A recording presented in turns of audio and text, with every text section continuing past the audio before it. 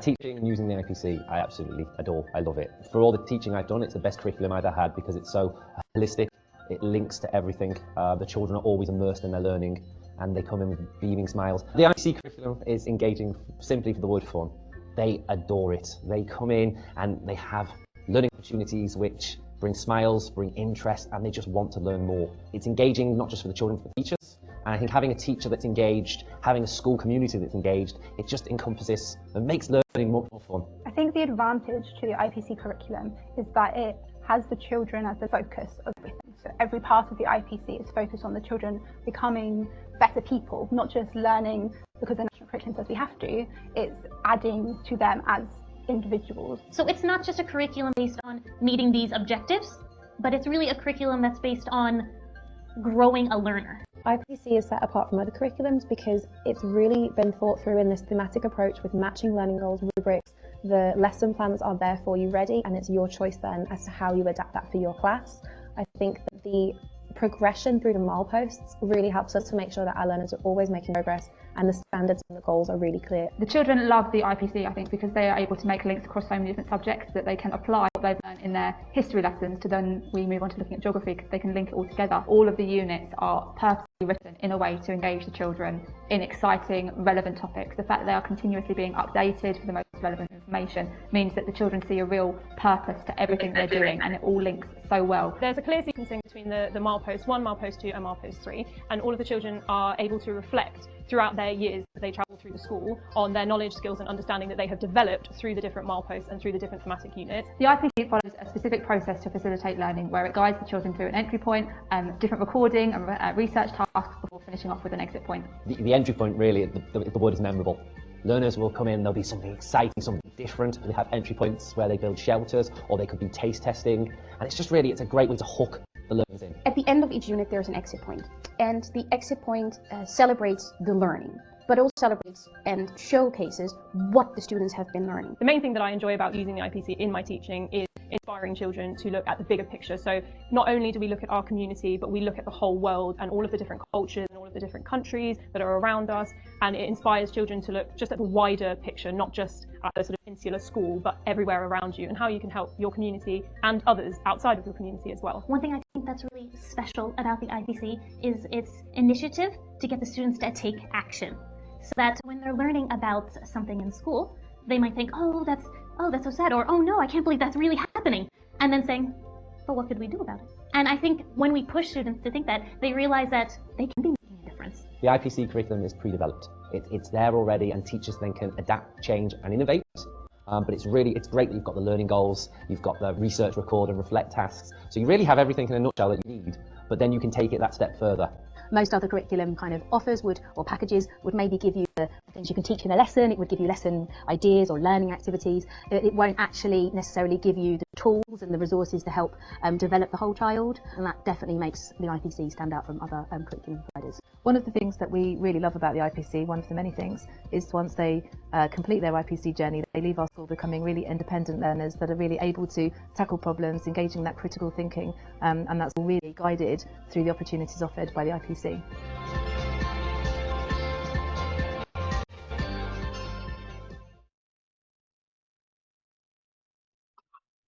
Thank you.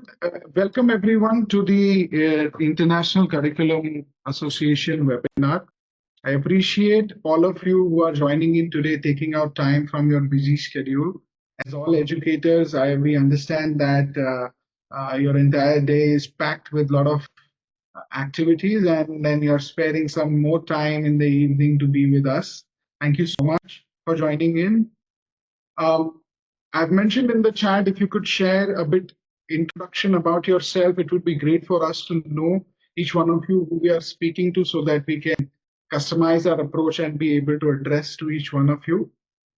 As far as Q&A is concerned, we have a dedicated time slot at the end of the 30-minute period. We will have those. You can also put in the chat box. We'll right away get into our presentation. The first 30 minutes is where we will talk about International Curriculum Association and how it's going to go over. Quick introduction, I am Dhiraj. I'm the founding director of India Market Entry and India representative of International Curriculum Association. I have my colleague joining in from UK, Alex.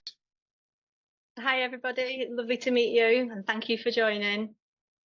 And we've got our India representative as well, Rakesh. Hello everyone, a very good evening to you all. Thank you so much for giving your valuable time. My name is Rakesh and I'm the business head for the International Curriculum Association in India Market Entry. So let's dive into the presentation itself. Alex, would you like to take this over? I can, thank you. Yeah, next slide, please, Rebecca. Dhiraj, sorry. So yeah, hopefully we are going to answer any questions that you might have, help you learn a little bit more about the ICA and who we are. So yeah, please, whilst we're going through and doing demonstrations and one thing in another, feel free to pop questions into the chat and somebody will be monitoring those and making sure that we get answers to you. If there's any schools on the webinar that has experience of our products and services, please feel free to share those experiences. We hope that you can make connections during the webinar, but just remember that all school contexts are different and just be respectful of what other schools are saying. So everybody has their own context and their own setting. Please feel free to have your video on or off, whichever suits you fine. We know that some of you might be trying to juggle two things at once, so might not want your video on. Microphones, you'll be able to switch those off and speak to us and ask us questions directly during the Q&A at the end, like Dhiraj said. If there's something that you really want to discuss, you can always put your hand up as well. Or as I say, pop things into the chat. Okay, next slide. So just a little bit of an overview about sort of our team around the country. As Dhiraj mentioned, I'm actually based in the UK. My name's Alex Johnson and I'm the Global Sales Manager for the ICA. I'm part of our team, as I say, UK, and I cover the UK, Europe and the Middle East is part of my regions. My colleague Lynn, who's actually joined us this evening, she's based in Vietnam, so it's later into her evening. And Lynn is our specialist who's based, as I say, in Vietnam, covering the APAC region. And then we have Karen. I think Karen is joining us, but I've not seen her pop up as yet. Karen's based in Brazil and she covers the Americas and Africa. And India is a market that we have had a small presence in for some time. But we felt the best way to really sort of help support that market is to have somebody in country, and that is why we have partnered up with Dhiraj and Rakesh from India Market Entry, who've already introduced themselves. All right, so I think let me talk a little bit about the international school curriculum market in India. And as you see in front of you, there is a graph that we have put together, and by the standards that government has put together, we understand that there in 2021 we recorded 923 schools that use international curriculum. That number is poised to grow and is already growing in an accelerated fashion by almost 12% every year as far as school numbers are concerned. And we also see and envision that there is going to be a great increase in the student enrollment numbers as well.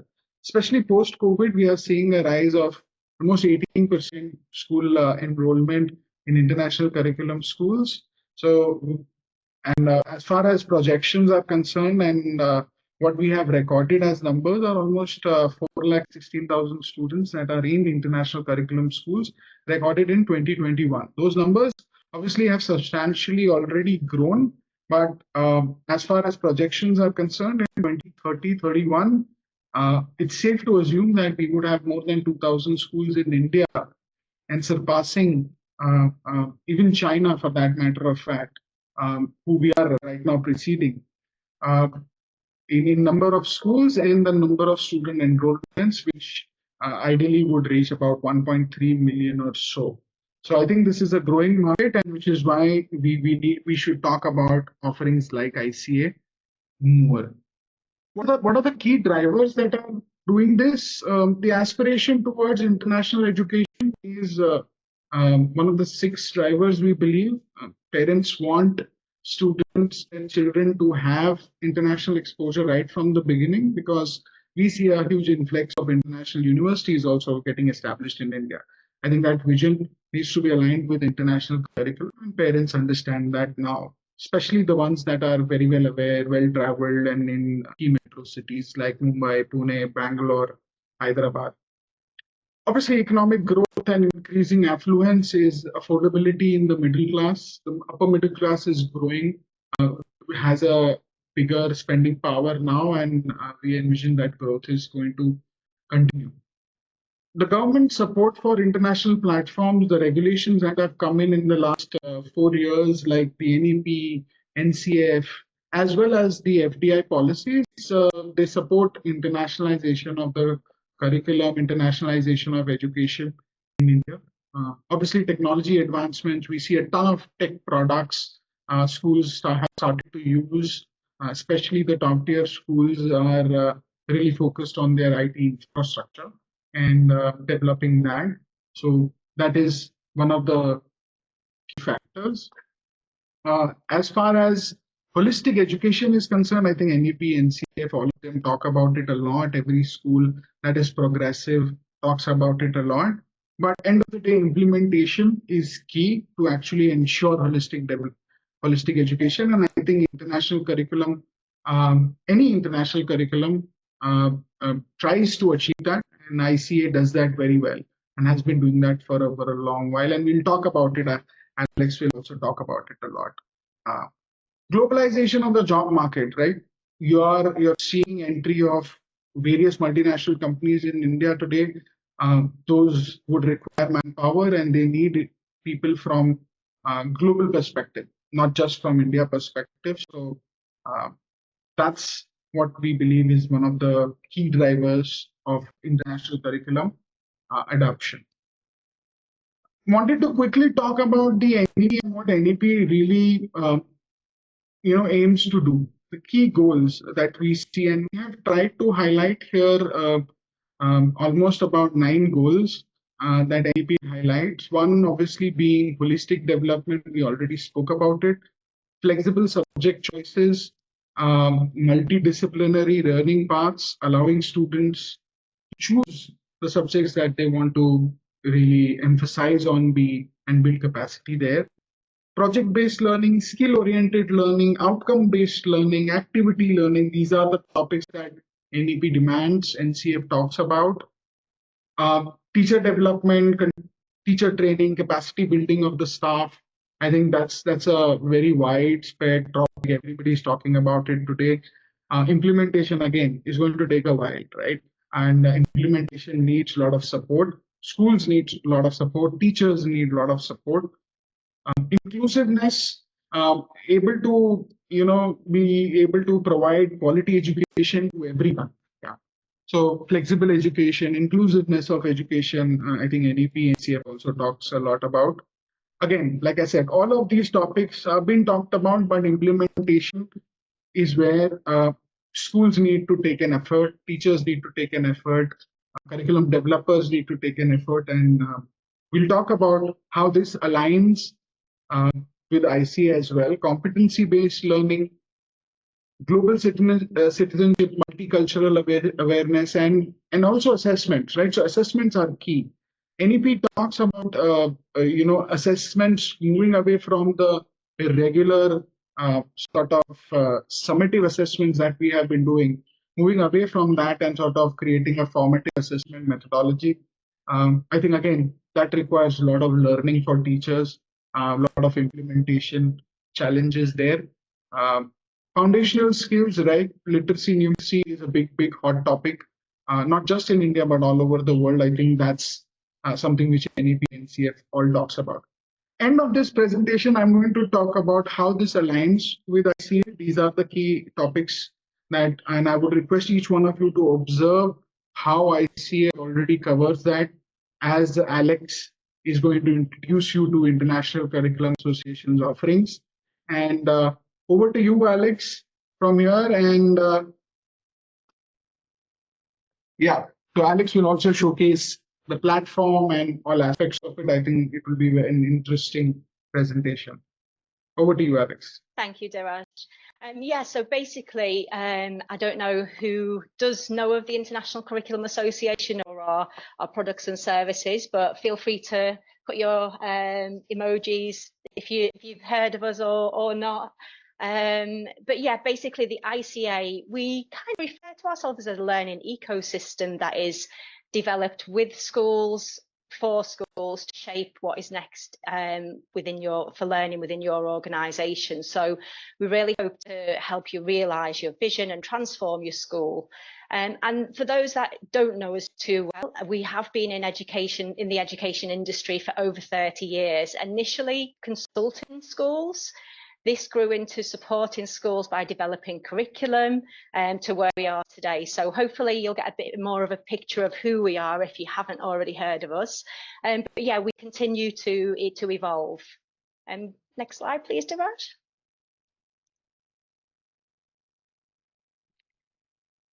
So at the ICA, we talk about improving learning, unlocking potential and championing quality. So it's not just the units of learning, that's the content. It's not just sort of the units of learning that the teachers deliver to meet curriculum needs. We really help improve learning of students all around the world with our 3 international curricula, and that is the IEYC, the International Early Years Curriculum, the IPC, which is the International Primary Curriculum, and the IMYC, which is the International Middle Years Curriculum. So as I mentioned, we have been in the industry for a long, long time, and the IPC is going to be 25 years old this year. So that is the oldest of the 3 curricula. And we've got the IMYC, which is coming up for being 12 years old, the IEYC, which is 6 years old. And we did have another early years curriculum, but we reinvented the wheel. And as I said, we continue to evolve our curricula and our products and materials. So the IEYC is 6 years old.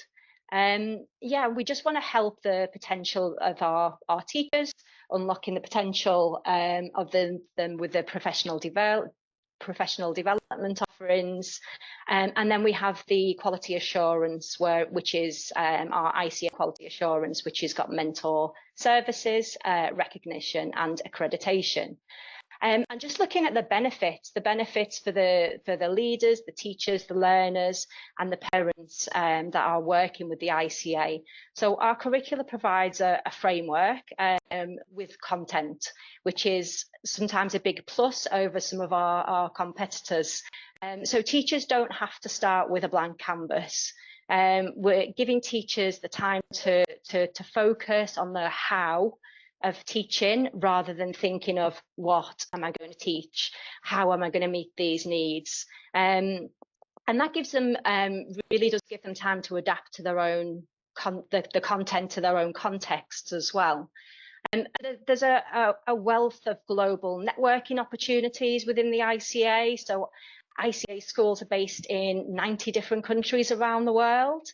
At present, we have 26 schools based in India. But yeah, so 90 countries around the world. So this really allows for collaborative professional development of the teachers and the leaders, including consultancy, webinars like we're bringing to you today, online courses, conferences all around the world, and lots of different networking communities on our PD Hub, which I'm also going to show you. We also nurture globally competent and compassionate learners. So our curriculum has always had international mindedness embedded since its inception with the IPC 25 years ago. International mindedness was already there. So quite forward thinking.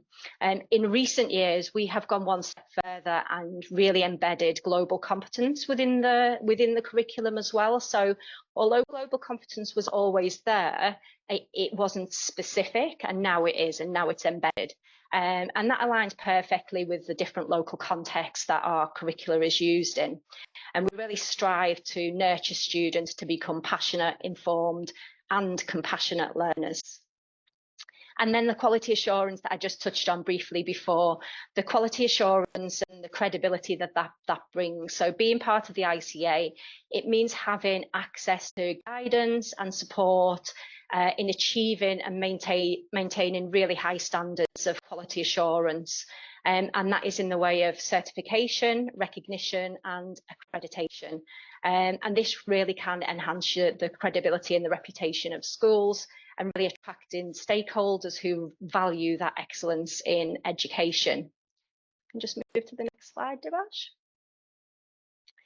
So underpinning our 3 curricula are the 7 foundations. So the 7 foundations, as you can see on the screen, we have tweaked some of the 7 foundations just to recognise the distinct nature of the early years children. So Foundation 1 and Foundation 7, we've tweaked slightly. So Foundation 1 being learner-focused, personal, international and subject learning goals. Or for the IEYC, we refer to it as child-focused, personal, international and academic dimensions of learning and development. So just touching on that sort of personal, international and subject or academic dimensions, the personal element of our curriculum that you will see when we do the demonstration is, again, a really big aspect of really helping the learners to become 21st century, well-rounded, globally competent citizens. So we have outlined some personal learning goals, and all of that is within the curriculum. Foundation 2 is a progressive pedagogy, and as I mentioned, it's our job to continue to evolve the curriculum, to stay on top of the research that drives sort of learning and proven research, that is. So yeah, that is part of the Foundation 2. Foundation 3 is a process to facilitate learning for all, and we'll dip into this and look at it in more detail. In the video, if you managed to see the video at the beginning, you heard the teachers talking about the process and that entry point through to exit point. It's about building learning and making connections. And then I've already sort of touched on the globally competent learners, which is Foundation 4. And this is something that, as I say, it's embedded, it's a huge part of the curriculum. And we really just want to help those learners become globally competent 21st century citizens wanting to take action and make change. I feel like the video at the beginning kind of said a lot of what I'm telling you here as well. So Foundation 5 is knowledge, skills and understanding are taught, learnt and assessed differently. And we suggest that schools define what knowledge, skills and understand mean to you and your school and your children. And this really does help with those learning conversations. And then you've got Foundation 6, which is connecting learning. And again, we speak lots about benefits of connecting learning to those previous learning, building on that. And we really do want to give our learners the best start and help them have an impact. And then Dhiraj mentioned again before about the assessment. Our assessment, we've always had assessment linked to our curricula, and the assessment for improving learning is a formative assessment. So really helping the children to, this is where I am and this is how I get to that next step. And again, as we're doing the demonstration, you'll see this in more detail. So I think at this point, we'll just have a quick look at the process to facilitate learning. So you can see all 3 of the processes have got similarities. They all start with that entry point and they all end in that exit point. Probably the earliest one is the trickier of the 3 to make out, because there's lots of little cogs, and it's just reflective of how early year settings work and lots of different things going on at the same time. Yeah, I just wanted to sort of show you what that starts. So every unit of learning has that set start end point of the entry point, the knowledge harvest. We've got explaining the theme. We've got research, record, reflect, and exit points. All of the curricula have got similarities, as in there is take action and learner agency running around the perimeter, and the assessment as well. So yeah, I just wanted you to see those sort of visuals so you can understand when we're mentioning about the process to facilitate learning, what does that mean and what does that look like? So I'm just going to share my screen now so we can have a little look at the curriculum portal.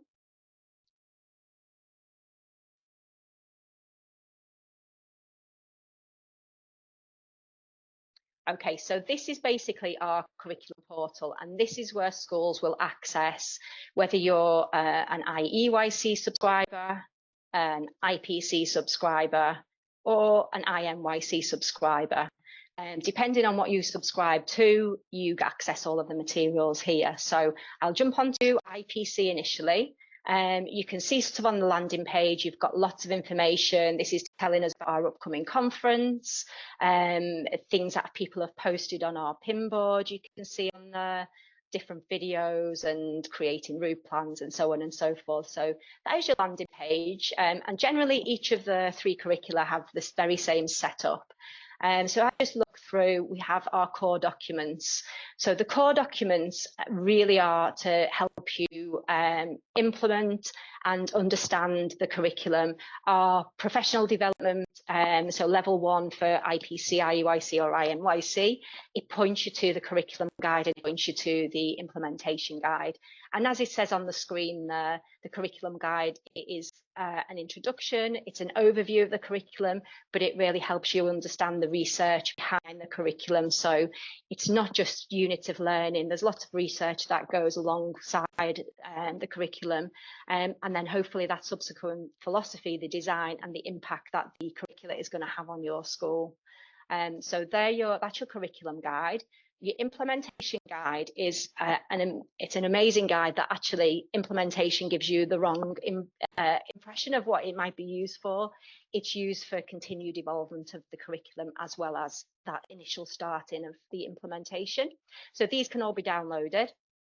And then you've got your recognition and accreditation guide. So again, for really amazing for self-review and quality assurance. And these are the guides that you would work with your mentor to get you to point of recognition and to point of accreditation. So all the standards and the criteria are within these documents, but you have your mentor there to help and support you along the way. I'll just quickly jump onto the learning goals and just show you what they look like. So you can see that we've got learning goals for all of the different subjects. I just open this up and share with you. So from the IPC, so the IEYC learning dimensions are slightly different because again, we look at those age appropriately. But as I'm on the IPC portal, I'll just quickly talk you through the IPC through to IMYC. So this is where we've completely shifted to subject learning. With the IEYC, again, age appropriately, we have learning strands that link to, you can see direct links to your maths, your English, your geography, and so on and so forth. But as we're in IPC, you can see here we've got milepost 1, 2, 3, and then IMYC. Milepost 1 is for children age 5 through to 7. Milepost 2 is 7 through to 9. Milepost 3 is 9 through to 11. And then we have IMYC that is 11 through to 14. So these are the learning goals that you heard me say before about knowledge, skills, and understanding.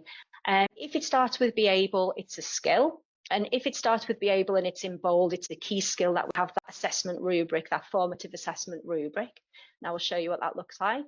And you can just see how that progresses across the mileposts and then into the IMYC. If the learning goal starts with know, it's knowledge, and if it starts with understand, it's building their understanding. You'll notice here that this particular learning goal only starts when they get to IMYC. Again, age appropriately, that learning only has to happen when they're accessing IMYC. So just let me jump back. Oops.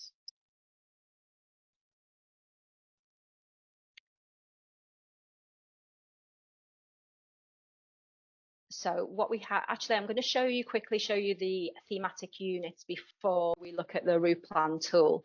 So this is where you would access all of the units of learning for the IPC, exactly the same if you was in IEYC or IMYC. If I was a milepost 1 teacher and I wanted to look at just the milepost 1 units, I can narrow that down so only the milepost 1 units are being shown. There are a lot of units of learning. In the IEYC, the units of learning are 5 weeks long. The IPC, we have 3, 6 or 9 week units, and the IMYC, all of the units are 6-week units, to give you a flavour of what you're dealing with. And if you wanted us to look at units that have got science within them, and we can again narrow the search down to units that are milepost 1 and have science. So I'll just quickly open one of the units here so we can have a little look at what does that look like, what do we get. It gives you a unit summary. It explains what are we going to be learning about when we're trying to be globally competent, internationally minded learners, when we're being geographers, historians, musicians, in ICT and computing, health and wellbeing. So it outlines exactly what we're going to be learning in each of the subjects of this particular unit. This particular unit has within them.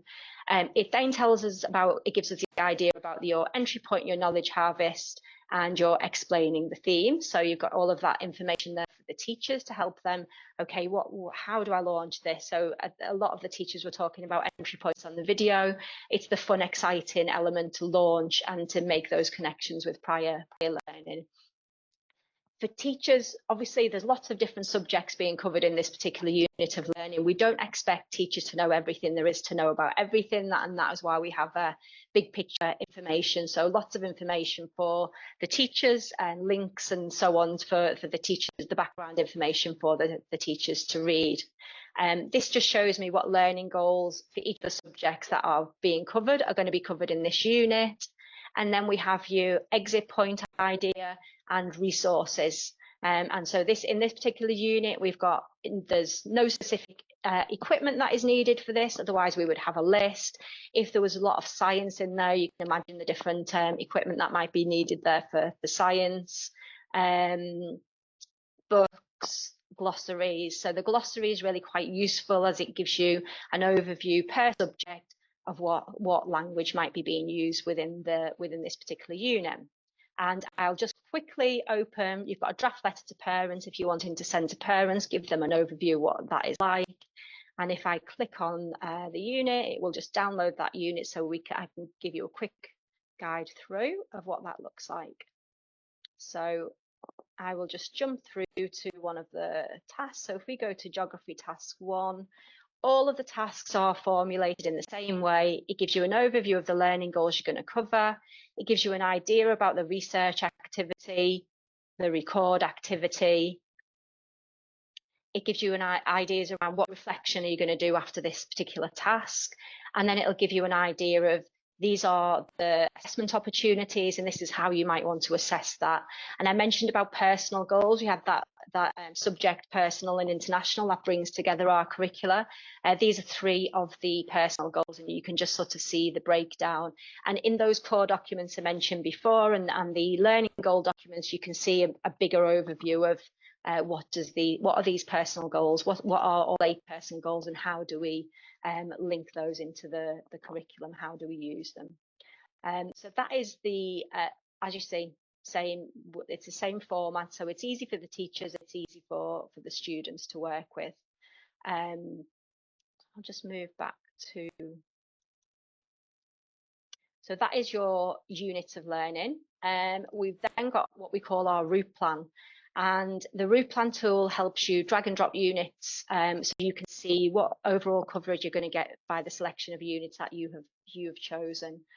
So I'm going to actually show you how you would. So if I just use this as India demo, and I'll select this academic year, I'm going to do that for milepost 1. And it is as easy as, okay, so we always have a brainwave unit that will be populated in there. The brainwave is all around metacognition, helping children understand what is happening when they're learning, how they're making those connections and so on. So it's a great way to get to know your children and your learners and what type of learners you have in your class. So that is always populated in there, but you can take that out if you wish. And then it's a case of, you will have done your homework, so which units are going to be working best for you, and by looking through those units and with support from your mentor. But it is a case of you drag and drop the units that you want into the necessary terms, and then it builds up you'll see up here, it starts to build up that picture of what coverage are we getting. It might be actually, well, we need a science focused one for around specific. We want to look at green fingers. We'll pull that into that term, and it just builds up that picture. So obviously I've not thought too much about that. I've just dragged and dropped the units into the necessary term. And you can just see, then you get these reports. You can download this as a CSV, or you can print the report out. But it will give you an idea. These are the units you've selected. This is your subject learning goal coverage. What am I covering? What am I missing? So it's just a really good tool for leaders and teachers. So that is the route plan tool. We've looked at the units. We'll have a quick look at the assessment. So these are the rubrics. So these are the subjects that we have assessment rubrics for. Whilst we opened the geography learning goals, we'll have a look at the geography rubric. So you can see here we've got milepost 1, you've got 1.02, you've got beginning, developing and mastering and innovating. This is your teacher rubric. So this is what the teacher would use to assess the pupils. We've got that learning advice for how do we get them from beginning to developing, how do we get them from developing to mastering. And you'll notice that we don't have how do you get from mastering to innovating, because if the children are already pushing to innovating, they're starting their own next steps. So for the children, we have flipped it around so they look at the end point, or I say end point, they look at the mastering success criteria. So they look at, we've got master, if I'm mastering, if I'm developing, if I'm beginning. And as I say, if they're pushing through and they're developing their own next steps, so they're adding to their rubric themselves. And this is great for self-assessment, peer assessment. So that is the rubrics, and you have, so you can see this is milepost 1. Again, it flicks then to milepost 2 and milepost 3. So you'll see if we just jump to milepost 2, 2.02, just milepost 2, 02 is the learning goal. Okay, so we'll just jump back to the portal. Lots of resources, documents, webinars, so all of the supportive webinars, mapping to sustainable development goals. All of our curricula are mapped to the SDGs. So there's all of the mapping is within the resources section, and there's supportive webinars and videos. And then we also have the pinboard that you sort of briefly saw some questions and some posts on the home screen. So this is where all of the IPC are on the IPC portal here. They can share best practice, they can link to units, and they can ask questions of others. And then you can see here that Jackie's posted. Jackie is our head of the IPC. And for each of the curricula, we have what we call our drop-in sessions as well. So I am just going to come out of here and, oops.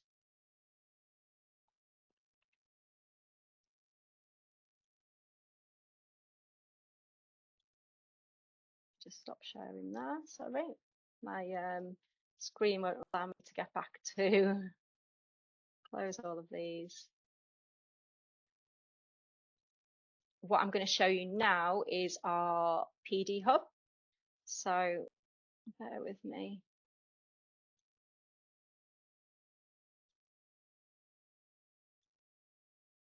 So this is our PD Hub. So we've spoken about sort of the importance and how much we value helping our teachers. And the PD Hub is kind of our one-stop shop for all of the online learning elements. So this is kind of when anybody can register on the PD Hub. There's lots of free materials on there, such as webinars and things like that you can attend. Orientation, so at the present we've got the orientation course for the IUIC. Again, that is part of the free, once you've registered on the PD Hub, that is free of charge. So there's lots of different things. So as a non-subscribing school, you will see different things to a subscribing school. As a subscribing school, you might see your level 1, your level 2 curriculum training, leadership courses and things like that that you can sign up to. Leadership you can also do if you're not a subscribing school. That is not curriculum specific.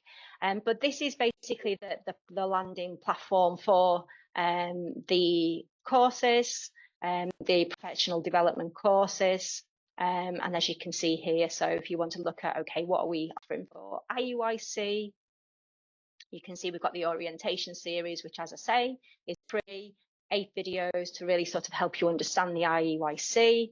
And then we've got Getting Started with the IUIC, which is our level 1 course. Sorry, Getting Started is coming soon. Get Started is giving you an overview of the units that we've just had a quick look through.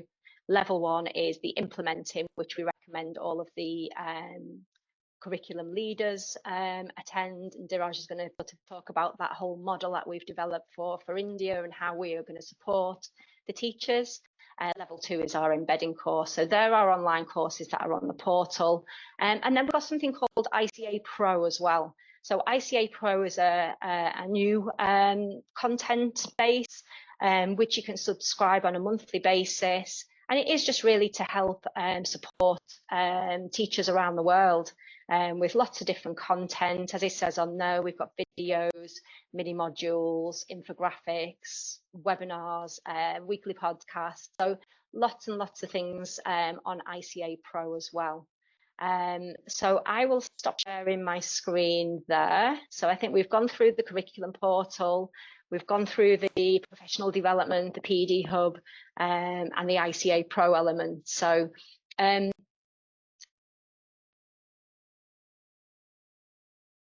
so the professional development. So if you just, yeah, there we go. It's just drawing. Took a while to draw. So generally, the learning would be 3 options for schools that are new to implementing the curriculum. We've got online learning, which you would access through the PD Hub that we've just had a look at. You've got online blended learning, which is a combination of the online course that is on the PD Hub and some sessions with a trainer via Zoom. And then you've got face-to-face training, which is 2 days within school, followed up by some subsequent sessions, webinar sessions with your trainer. So they're generally the different elements that would a new to ICA school would go through for curriculum implementation. We do also have regional training sessions, so it is possible that it might be actually, we've got a group of leaders that are wanting to have similar training, and we bring everybody together. So that has happened on many occasions as well. In fact, we did have one in India for IUIC earlier in the year. That was a great success.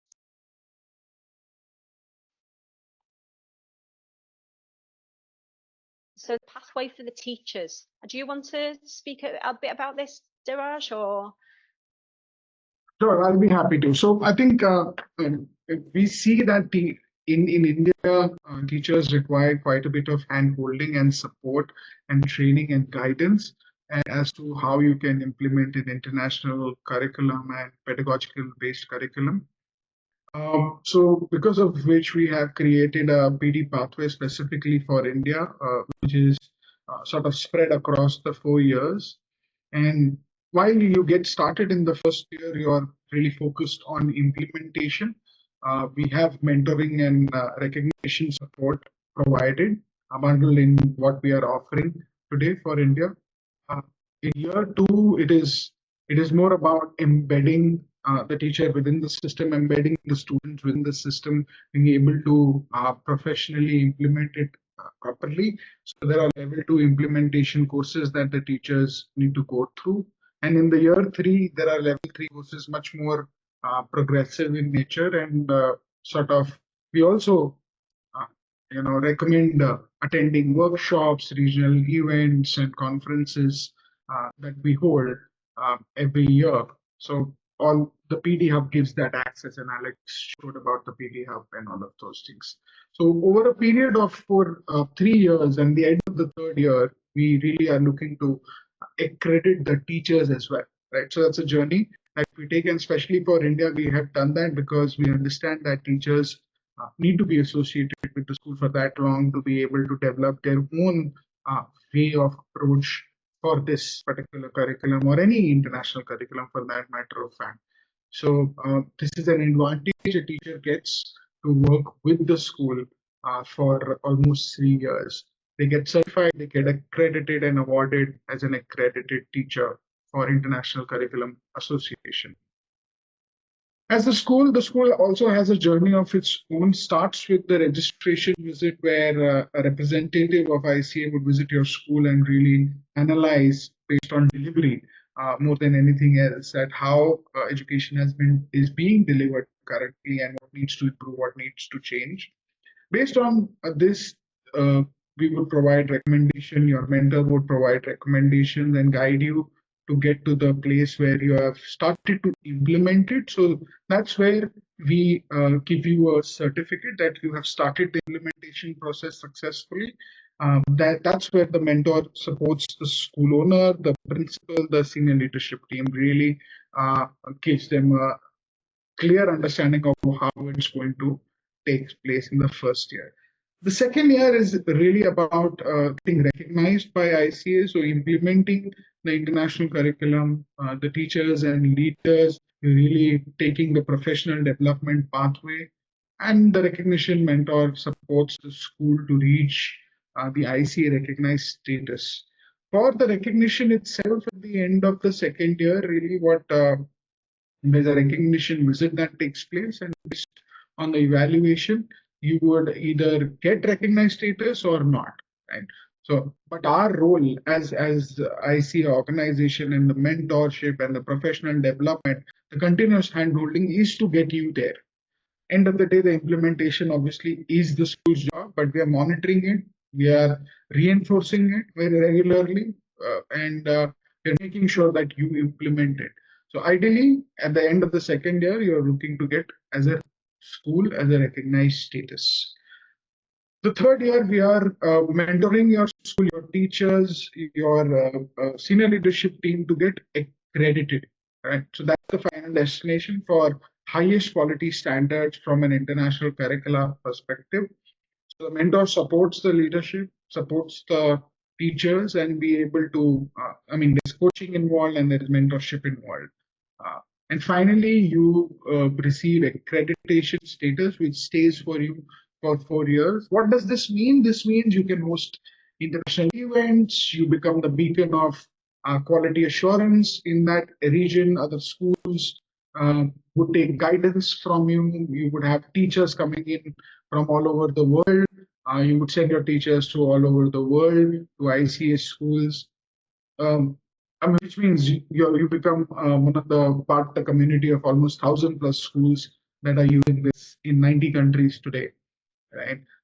That's what it ensures, this process ensures.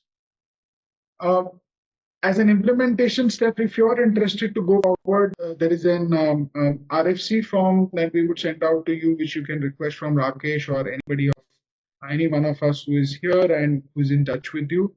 Then there's an invoice raised, email to the school with a signed contract, and there are 30 days payment terms. For financials, we can definitely connect separately and have a discussion.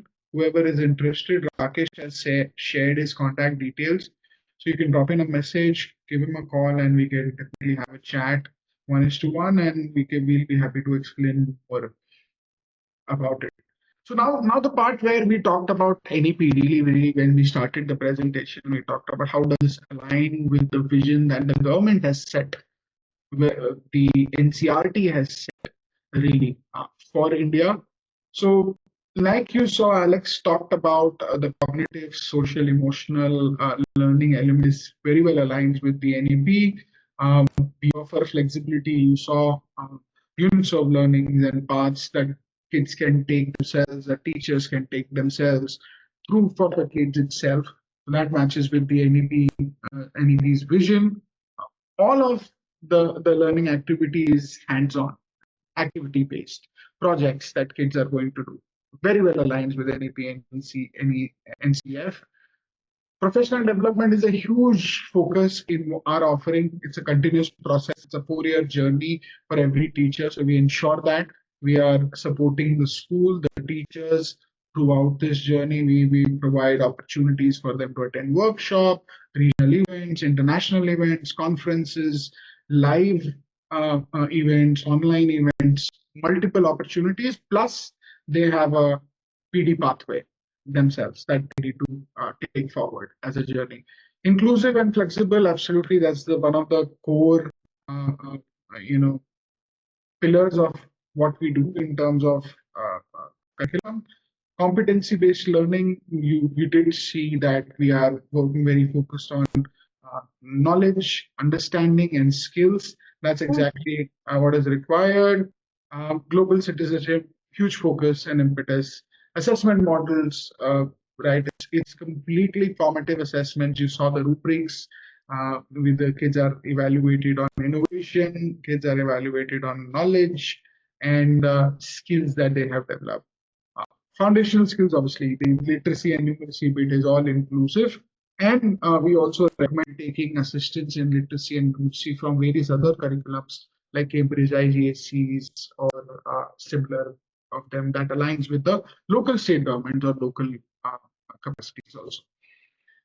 These are some of the schools that have already associated with us and are implementing ICA in one shape and form. Some are in the early stages, some are in the advanced stages that are taking up this. You might know some of them, you might not know some of them, but these are some of them which have already taken up ICA. We are conducting a major conference in Malaysia, which is upcoming in November. And if you're a school that wants to really take this on board, this would be a great opportunity for you to network with schools that have implemented from all across Asia and Middle East. They are going to visit this conference. The 3 days, 11 November, 12th November, 13th November. Again, get in touch with Rakesh. He will share the link for registration. And Rakesh, if you have that handy, please share that within the chat. Right? There's a link for registration and you can register yourself. And you need any assistance and guidance, Rakesh is going to be available for you to do that. It's going to give you first-hand experience of how the schools have implemented it there. And it's going to be a discussion around how international curriculum really makes children's life better in terms of learning. So if you're a prospective school who's looking to go forward, I would recommend this conference and you should attend it. Let's open up the session for everyone to communicate. Happy to take in any questions, any queries that you have. I think there are already quite a few questions that have come through in the chat. If Alex, you like any one of them, yeah, please, Alex, you can pick it up. Meanwhile, yeah, I think Lynn, my colleague Lynn's been answering some of the questions. Let me just flick back and see if there's anything that we have not.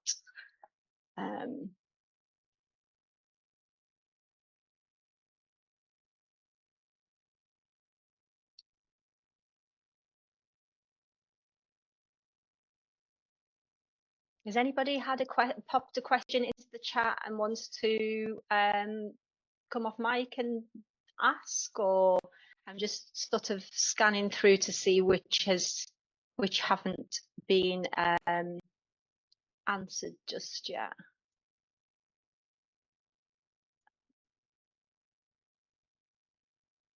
So I think there's one.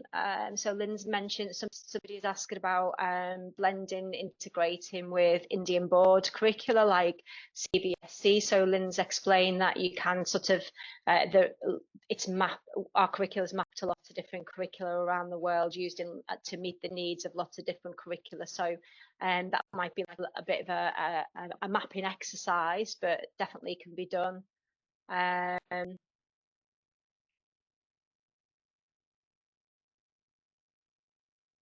Yeah, I think you can unmute yourself now. I've enabled that functionality and go ahead and ask a question. But Simran, you've got your hand up. Do you want to ask a question? Yes, hi. Thank you so much for this opportunity. It was quite easy, I would say, through social media to go ahead and get myself registered for the International Curriculum Association webinar. So, applause for that. And yes, I have a quick question. I was just going through the teacher development process, and it says that it takes minimum 4 years.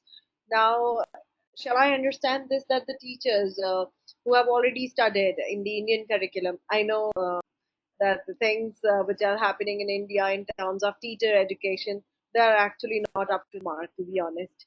And but I want to know that even still, there are teachers who are experienced. Would it take minimum of 4 years for them to get accredited? Yeah, or it could be less than that based on some assessment. We can reduce that accreditation to 2 years, or they can jump to level 2 or level 3 also. Yeah, possibly. So what we normally say is, so obviously level 1 is the initial implementing the curriculum, if we're just talking about curriculum focused training. And generally we will say you would need to have been using the curriculum for a full year before we would say move on to level 2.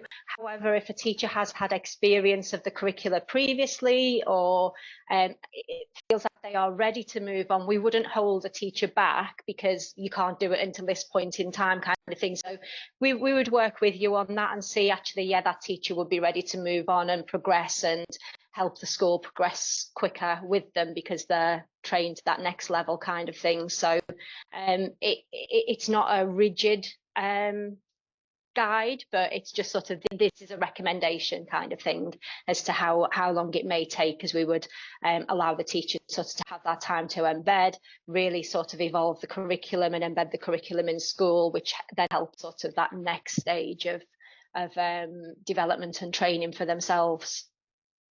But it's not set in stone. Thank you so much. Yeah, totally makes sense. Just a quick one more question I have from you. Now, yes, I belong to a school, the Sri Ram Vandayas Ashok Vihar, and it is a preschool of the Sri Ram Foundation.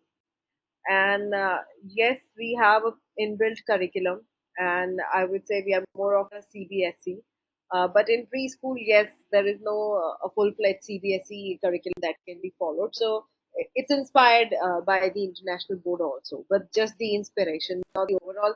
But playway is what we majorly, use, and hands-on activities. Of course, the project-based learning is very important, especially for this age group.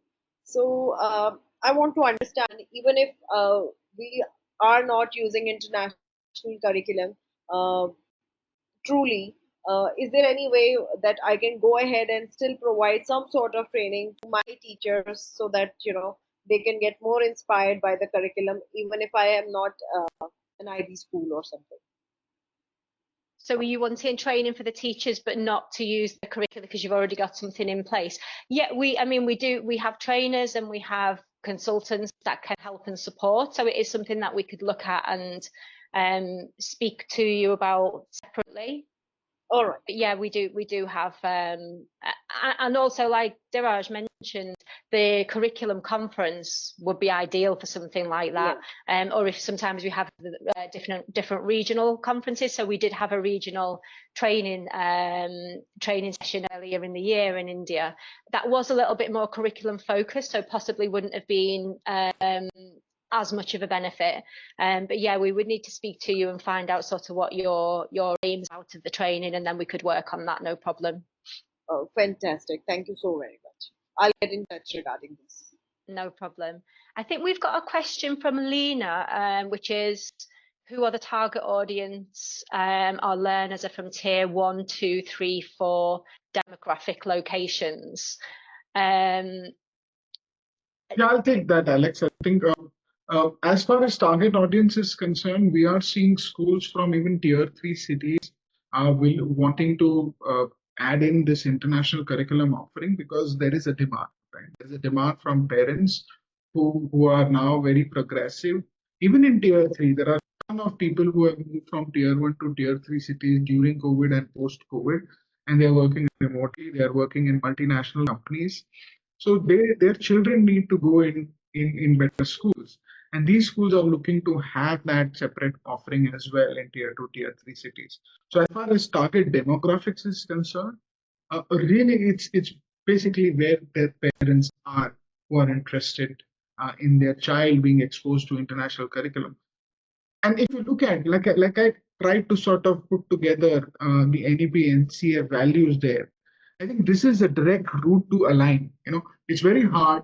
Like Simran talked about, developing that curriculum within the system is very hard. You need experienced people.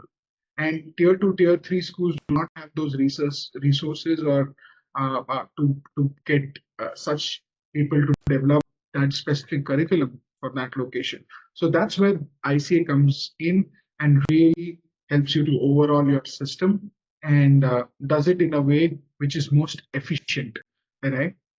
It could take number of years for you to actually develop it yourself and not be successful at it either. So that's a risk.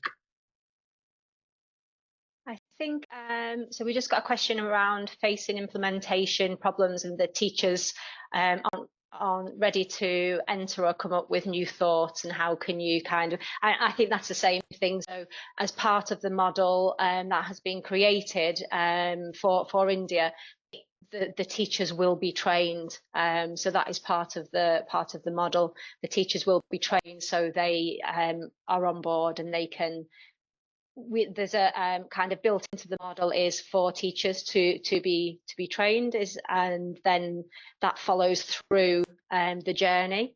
That isn't to say that only those teachers, you can add more, but if it was a budget reason that you couldn't add any more teachers, those 4 teachers can be your champions, so to speak, and guide the other teachers and bring the other teachers along with them on that journey. So that side of thing has already been thought about with the model that we're bringing to India, around making sure that the teachers are au fait and prepared and able to be that go-to person for their colleagues.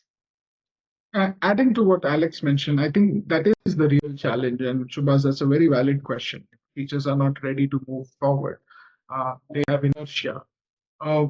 It's generally great, or would be a great advice, to identify at least 2 teachers for each of our curricula. So if you're implementing early years, if you're implementing primary years or middle years, is a great advice to identify 2 of them who are ready to sort of make that change. And those 2 would be your key pillars, right? And they would influence others. That's the idea. And it starts with those 2. So identifying those obviously is your job, and you should know who are those progressive, who are ready to learn, who want to do it differently. And that's how you would actually implement change within the system, right? There will always be teachers who are not ready to change, who are not ready to, adapt. And there are always going to be people like that. So, yeah. Then I'm unsure of Shabazz, what is your follow-up strategy? Are you meaning follow-up strategy for the training? Is that follow on from your previous question? Is it? Shubhas, you can unmute yourself and ask any questions. Yes, just what is your follow-up strategies for my pre? Hello. Yes, we can hear you. You are audible, sir. Yeah, we can hear you. Sir. Sir, what is follow-up strategies for previous question? Just implementation part I asked, because teachers, they are not ready to accept us. I mean, just they don't want to go with new thoughts. For that, what is your follow-up steps? That is what I'm asking. Yeah, that's exactly what I mentioned. You need to identify those 2 key teachers who are ready to innovate, ready to invest. That you need to identify within your system. Who are those 2 teachers, right? Because you need a minimum of 2 teachers to actually complete the accreditation course themselves over the 3 years or 2 years, whatever the time period they might take. Only then the school will also reach accreditation. That's our minimum requirement for accreditation. So you need to identify 2 of them, those who will implement it, right? Rest will follow. Once they see the change happening, people will understand. And like I said, there are always going to be those teachers who don't want to change. So you cannot just help that. Yeah, it's kind of a case of like Dhiraj says, identifying the two teachers that is going to get everybody else to get on the bus with them. But that there is the pathway that Dhiraj talked about, that 4-year pathway of different training opportunities that will be across those 4 years for those could be for all teachers, but definitely for the two teachers that you've identified as your leaders of the curriculum. But yeah, there's a set pathway that they would enter onto. And as I say, you've got the mentor supporting those teachers for the school's accreditation as well. So there's lots of support there. There's also, we have drop-in sessions with our heads of curriculum. So monthly, bi-monthly, sometimes, depending at the time of year. But there's drop-in sessions where all of the teachers who are subscribing to, say, for IUIC, IPC or IMYC, they can go, they can network, they can ask all of the questions that they've got. I noticed on the pin board earlier that somebody had asked, can you share a report card with me? We don't create report cards because we think it's very personal to the school what they want to have on a report card. But so I suggested next time it's the IPC drop in, ask there, because we know that schools have report cards and they'll be quite willing to share if they don't want to put it onto the pin board. So the drop-ins are great for networking and making those connections and asking questions of the IPC and the IUIC and the IMYC heads of other schools that are using the curricula day in, day out. So there's lots of supportive networking and things like that as well, outside of the pathway of learning. Is there any other questions, or have we missed any questions that were posted in the chat? If anybody has any questions, now's the time, right? Unmute yourself and go forward, or you can put it in the chat. Happy to answer all questions.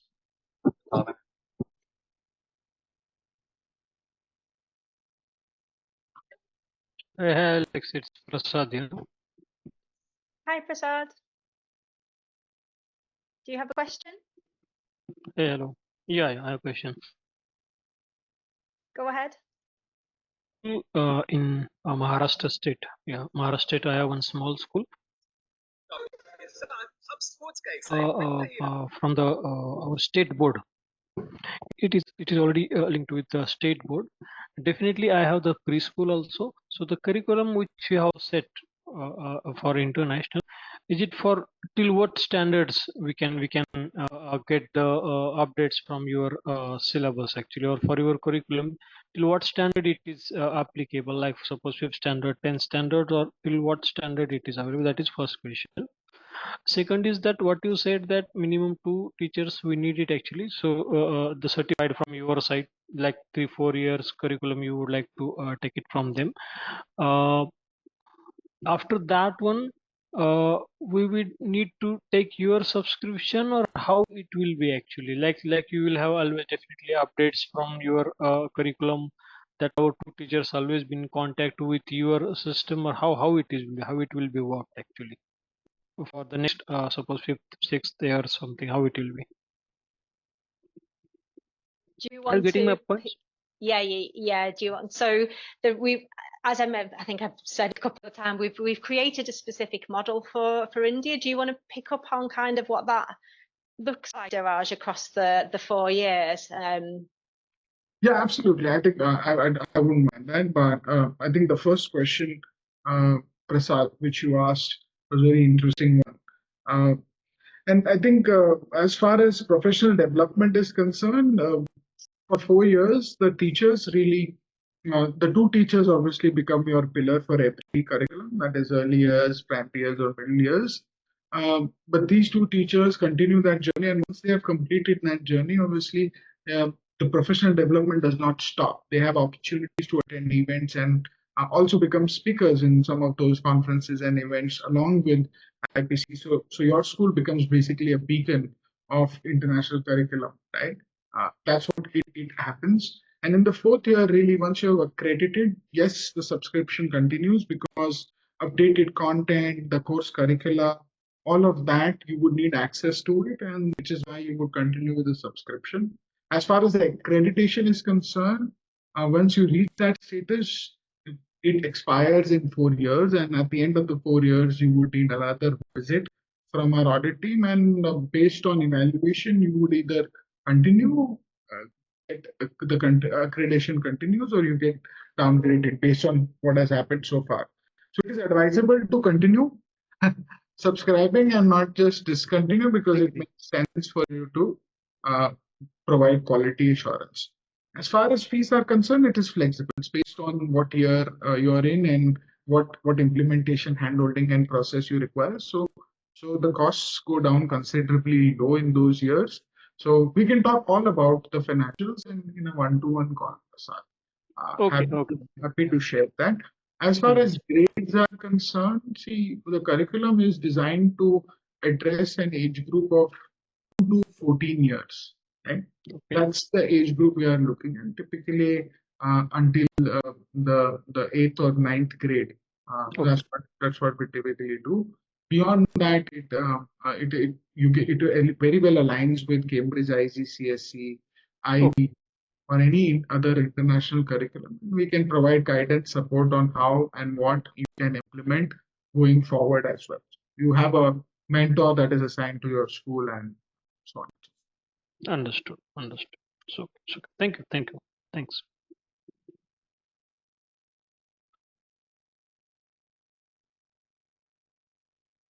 Is there any other questions? I'm aware that we've gone over our hour time slot that we said we were going to keep you for, so I don't want to keep you for too much longer if there's no further questions. But I think Rakesh has shared his contact details in the chat anyway, so if anybody does want to set up a meeting with Rakesh to speak about in more detail about your school and what the pricing might look like or how it might support your journey, anything like that, we're all more than happy to join a meeting and speak to you one-on-one if that's preferable. Yeah, absolutely. We are available, and hopefully everybody is in touch with Rakesh already. And anyone from our team, with Malavika, Kalpana, Rakesh, anybody you are in touch with, please connect with them for a one-to-one meeting where we can discuss what your requirements are and how can we help you to address concerns that you might have around the curriculum as well. So I think if there are no further questions, we will bid adieu. Thank you so much for being patient and hearing us out and asking a ton of questions. Appreciate you being here. We will do this again next month. So until then, any questions, any doubts, please connect with Rakesh. Please connect with anyone from our team, and happy to have a chat. Yeah. Thank you. Have a great evening, guys. Thank you so much. Thank you all. Thank you. Thank you, Alex. Bye. Thank you, Dhiraj.